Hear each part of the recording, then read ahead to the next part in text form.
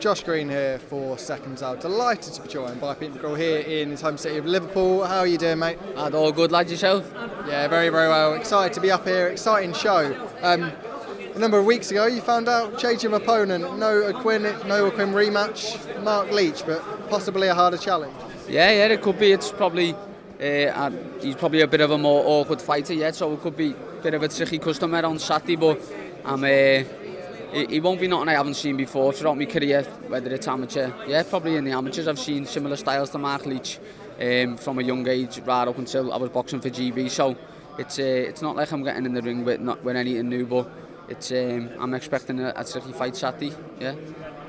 Reacting to that defeat, it's not something you've had to do too much in your career, in your amateur or obviously in your professional days. How did you take it? What did you do to make sure you got yourself on the right path after that? Yeah, it's obviously a little bit different losing as a pro to an amateur, but I've had the losses in my amateur career and I've always bounced back even better from then, and that's what's going to happen Saturday and it's what's going to happen over the next 3 years in my career, do you know what I mean? So that's in the past now. That was a very good learning experience for me, and hopefully Jericho will fight me one day and we avenge that loss, but I'm fully focused on Marc Leach Saturday for now.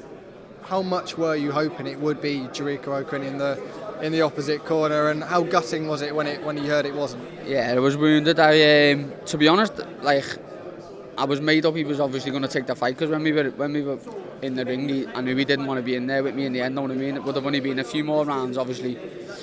I reckon it would have only went a few more rounds before he obviously clipped me, but I was gutted. I was looking forward to avenging the loss, which 100% will be happening if I ever fight him again. But yeah, there's probably more on the line now, so I'm probably going to be in a better position when I get the win Saturday, winning a different belt, but it's a title eliminator, and that rematch is always there, but hopefully if he'll fight me. Do you firmly believe that rematch will happen down the line? I don't know whether I firmly believe it, but I mean, obviously, if the money's right for him, then he probably will take the fight, but if the money's not, I don't think he's just going to want to get in the ring with me again, but, you know, we'll see. Talk to me about the test in Marc Leach. He's obviously held a British belt before, he's caused shocks before as well. How do you see the challenge differently from what you've got to face with Marc Leach from it was with O'Quinn? Yeah, obviously, Marc Leach is a southpaw, isn't he? And a bit of a back foot fighter, sticky, smart. So it's a fight's a fight at the end of the day, whether you've got someone coming at you or on a back foot fighter. You've just got to, you can't think into it too much. You've just got to get in there on the day and solve the problem when you're in there. And quite possibly a harder fight as well. Do you see it as a tougher fight than the O'Quinn rematch? In certain ways it might be, but in other ways not. But a fight's a fight, and I'm ready for anyone on Saturday.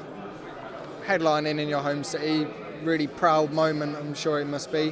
What do you think the atmosphere is going to be like, and how much are you looking forward to walking out in front of your home fans? Yeah, it's boss, obviously, coming off the back of a loss to headline in my home city. Obviously my brother's fighting on it, there's two other Scousers on it, Frankie Stringer and Steve Clark, so there's going to be loads of Scousers in there. Even people that haven't bought tickets off me are hopefully cheering me on against someone from Manchester, so it's going to be a great night Saturday. Yeah.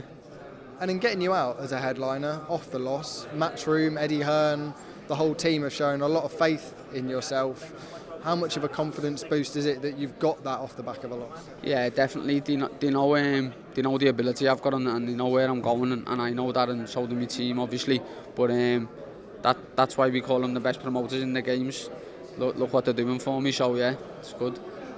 Fighting on the same card as your younger brother, are you going to have a keen eye on how he gets on earlier in the night? Yeah, definitely. I'll be obviously 100% watching. He'll be on a few hours before me, won't he? So whether I'm in the arena or whether I'm just chilling out in my room, I'll be obviously supporting him. Yeah.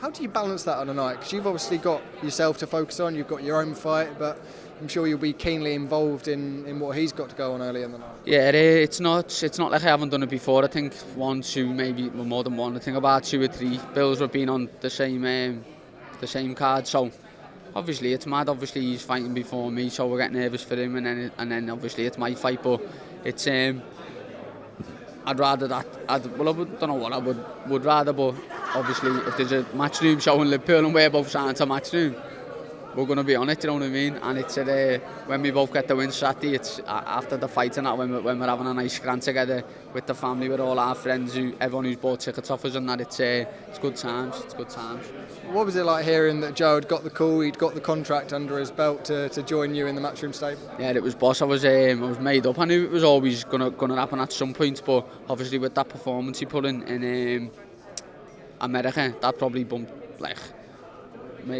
opened Eddie's and Frank's eyes a bit more to our Joe, because he's boxed on Matchroom shows before, but very, very early on. But I know that he was sat ringside when he boxed in America, so, and then he got another stoppage, first round stoppage after that, so I think they just thought we need to sign this kid up, he's a little beast, which obviously happened, but yeah, we were made up.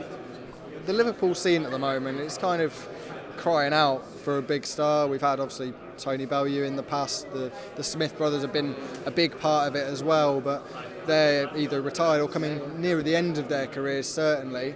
Do you feel like you can fill that void? Yeah, definitely. I know obviously I'm coming off the back of a loss, but that's what's in my head, and I reckon that's what's in everyone's head. So all that matters is getting the win by any means, Saturday, getting back on track, and as you said, hopefully becoming Liverpool's next star and pushing on, and we can bring even bigger bills to Liverpool. And I remember being down at the Team GB gym with one of my colleagues, Danny Flexen, back in the day when you were in that gym in Sheffield. What you've achieved over the last few years, going on, turning pro and getting to this position in your pro career, is this how you imagined it would go? Yeah, definitely. It's obviously since turning pro, I've been. I think this is only my 10th fight, and I've boxed in America, Dubai, Japan. I've obviously won a title, lost a title, and then now in my 10th fight, I'm fighting for another good belt, international belt, which gets me a high rank in the WBA, and it's a British title eliminator. So yeah, it's going as obviously, apart from that loss, it's going as a plan. That I thought I could move quite quick and didn't have to have 15-20 fights against journeyman, but it's okay. I mentioned the Smith brothers earlier. They're a big part of the Liverpool boxing scene and the culture up here. How much support, if any, they've been able to offer to you in your journey? Have you had conversations with them that have really helped you in your career? Yeah. Obviously, Bellew works for Matchroom, DAZN, doesn't he? And or DAZN, and obviously the Smiths, when I turned pro and that, a few of them had nice words to say to me and bits of advice. So yeah, it's obviously with scouts that everyone gets behind each other, do you know what I mean? But yeah, I've had some good advice off the likes of Bellew and the Smith brothers, and yeah. What's Tony told you? A few things, lad. To be honest, I can't think off the top of my head, but yeah, he's told me he's there when if I ever need any advice, and obviously whenever I see him, we have a good conversation. So yeah, I don't know exactly what he has told me, but you know. We talked about Liam coming towards the end of his career. We've seen those two fights with Eubank Jr. I've spoke to Stephen a couple of weeks back, and he says he really wants that third fight, that rematch. As a Liverpudlian, and I've seen how much those shows bring attention to the city. Is that what you would like to see for Liam? Yeah, definitely. I'd like to see Liam in a third fight, and obviously make it 2-1. Because when in the first fight, I was there with my girlfriend's dad. We were high up in the stands in Manny Arena, just obviously where all the scouts was. It was when he obviously stopped him. It was the atmosphere in there was next level. Do you know what I mean? So I don't know what's going to happen in the future, but it'd be great to obviously have that. He probably want that fight in Liverpool. Do you know what I mean? Or even like having in a big massive stadium in London. But yeah, obviously I'd be made up for him if he got that fight. How do you think a third fight would go between them? Obviously, I'm back and he's just scouting in here. I'd back Beefy.